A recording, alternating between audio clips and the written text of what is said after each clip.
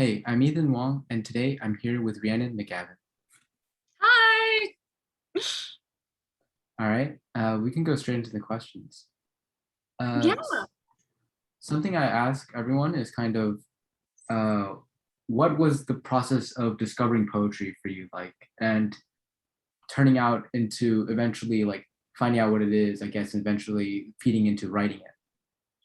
Yeah. So I was really lucky and I grew up going to this children's Shakespeare group.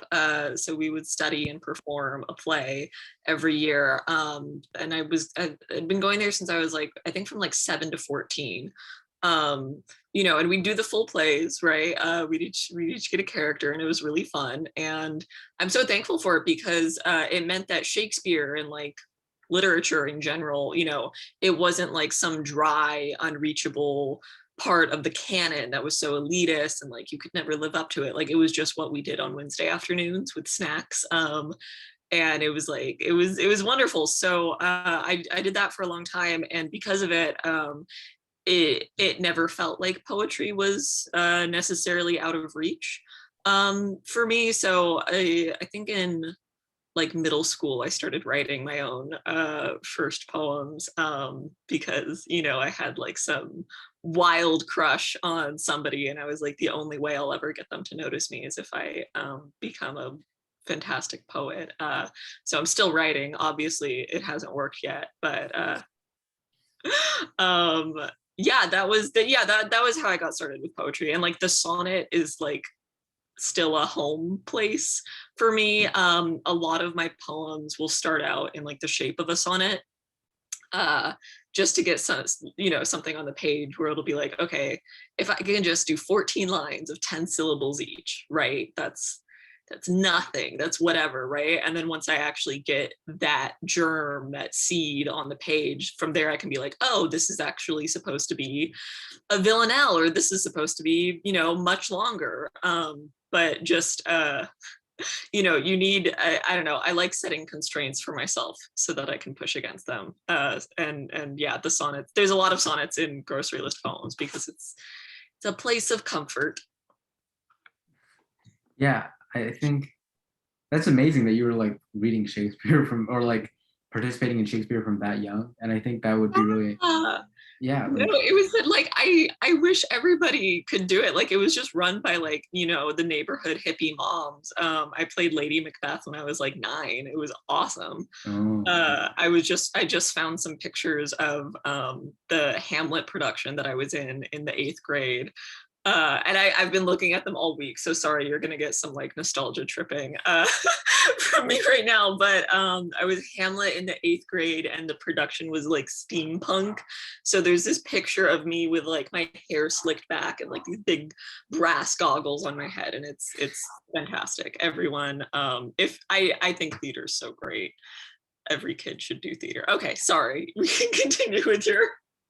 Oh no, I mean it's great to go off in these kinds of tangents because like talking about these little things can be, I think, important because obviously like when we talk about poetry, as ironic I guess as it sounds, we don't want to just talk about poetry. We want to talk about what surrounds poetry because I think when people say poetry these days, it's like very much the literature. It's like everything is just what's on the page. And the more I talk with poets, it's very evident, and I guess look within myself too. It's very evident that that's really not all that it is, right? And Yeah. something I want to ask you is because of, I guess, your background in what would be considered a more traditional form of poetry, how do you like kind of balance the two? Because I'm sure you are pretty like I'm sure you have experience as well with like contemporary poetry as you because you are a contemporary poet. Like, what do you think about how you balance the two forms, styles, all that? Yeah, I mean, I think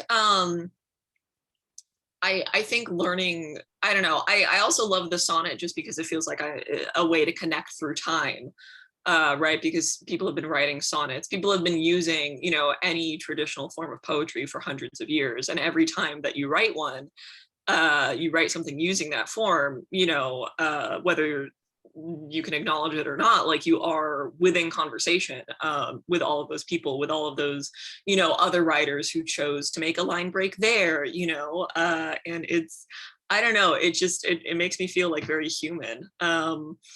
But that said, I do also like I love contemporary. I don't know. I think I read equal amounts of contemporary writing and like old stuff.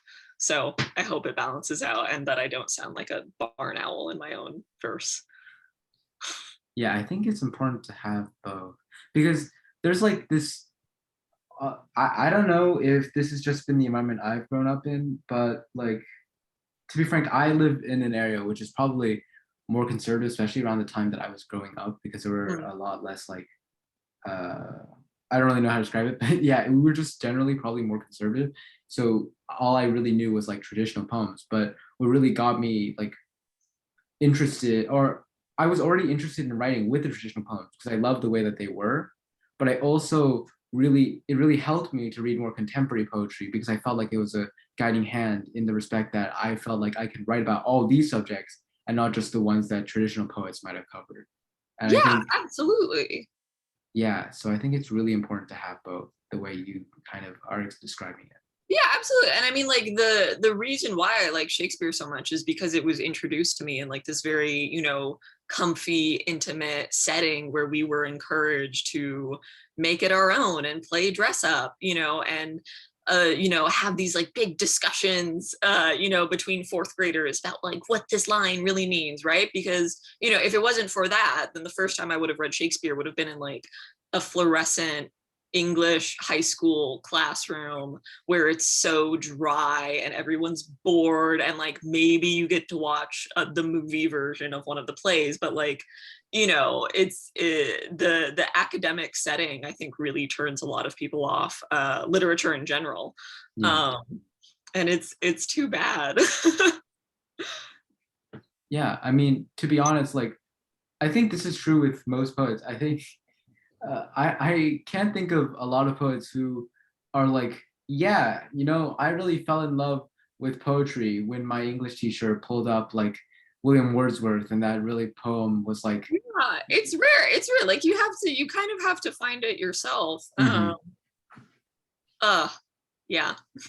Yeah. Part of it's probably just like the initiative part where it's like because you found it for yourself, you feel more attached to it rather than like someone brought it to you.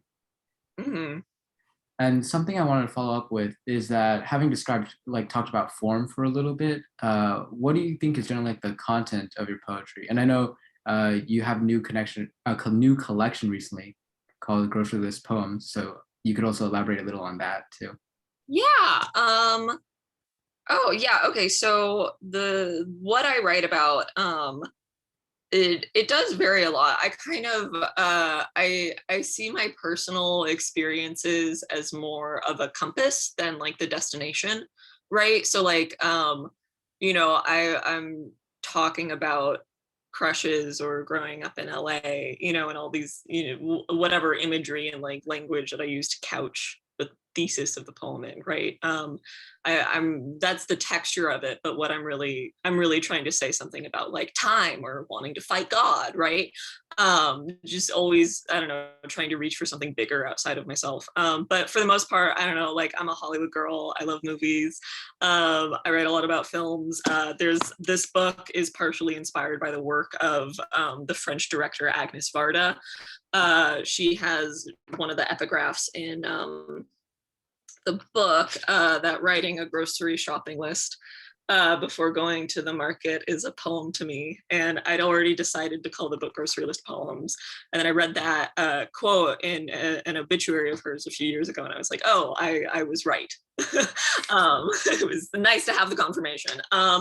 So yeah, I write about movies, I write about Los Angeles, I write about girl stuff, Yiddish kites, which is like the materiality of Jewish life. I love this stuff. But I was writing grocery list poems, which is like a, I don't know, sunny book with like some psychoanalysis thrown in. I was writing grocery list poems while I was also working on my undergraduate honors thesis for UCLA, which is called Computer Room and will eventually be my third book. And that's all about technology and the history of our relationship with technology, which is so different than what I usually focus on. And it was really nice working on Computer Room. And wait, I made a nice little chapbook of my thesis for myself. But it was really nice working on these two in tandem, because this one is like so sunny and fun and,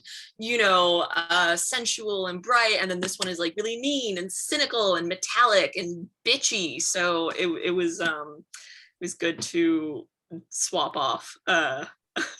And like I do really recommend working on like at least 2 writing projects at any given time, because if you want to procrastinate, you can just work on the other one.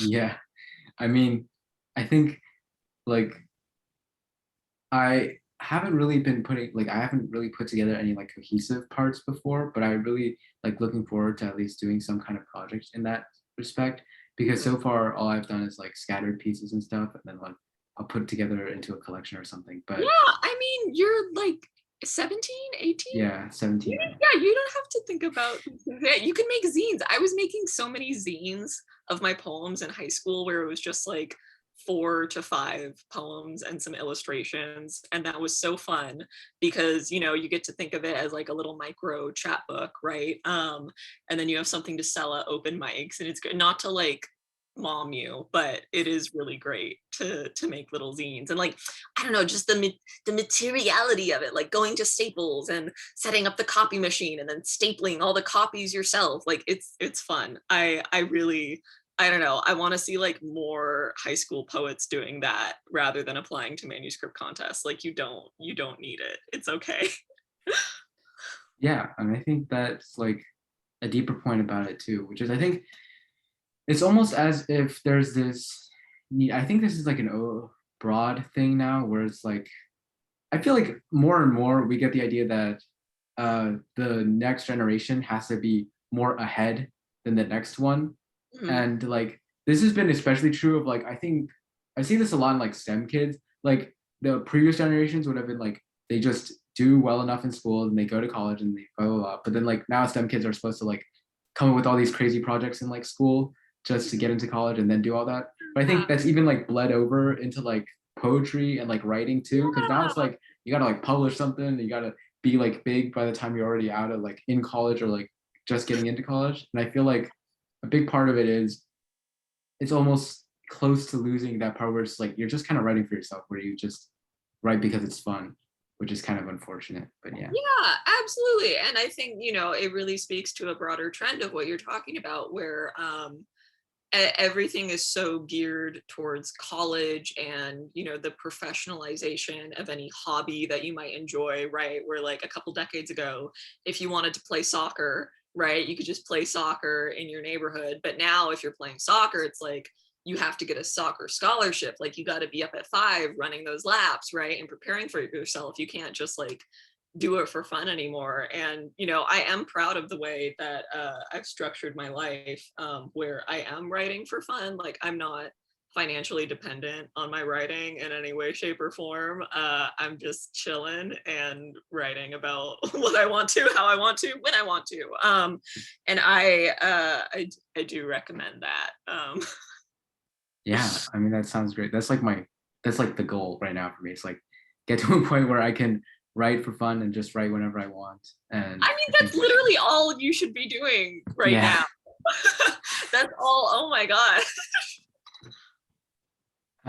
Yeah, I mean, I think a lot of this was stuff that I just kind of like decoding from thoughts that are already kind of floating around from what I think about normally, or what like might be in the back of my head when I like write or when I think about writing, Yeah. And if you want, we can get into some poems now. Yeah. Okay. Let's see. What am I gonna read? Okay, well we were talking about sonnets, so let me do a sonnet. This is a manifesto in an unknown language. No, I couldn't sleep. I'm building my loves from the smell of rain and the bus driver's soft wave when I'm broke, from a sea that carves cracked bottles into gems, and a stranger's laugh runs a vein of silver through the night. A love cut from the dark, when a kissing scene fades on a film screen. Say the last time someone touched me with a tender feeling and I'll eat the clock. Name the next time, win all the lucky pennies I've thrown away, waiting for that love like a nasturtium. The petals with their birthday candle flame hot and sweet. The kind of love in my steps where empty rooms are only rooms you've left. Thank you. That was great.